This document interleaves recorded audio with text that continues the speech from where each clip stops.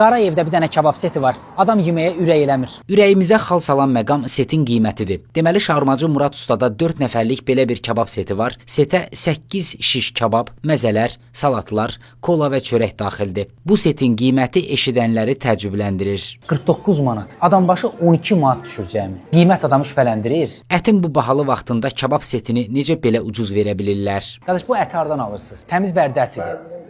Özlərinin dediyinə görə Bərdə ətidir. Amma ət hardan gəlir gəlsin, qiymət həqiqətən də çox sərfəlidir. Nə yalan deyim, indiyə qədər çəkdiyim ən ucuz kebab seti ola bilər. Kebabların dadı normal. Bəzilərini bəyəndik, bəziləri ürəyimizcə olmadı. Bəzi xırda para çatışmazlıqlar vardı, özlərinə bildirdim, düzəldəcəklərini dedilər. Bu ucuz setdə antrikot da var. Toyuq kebab çox ləzzətlidir.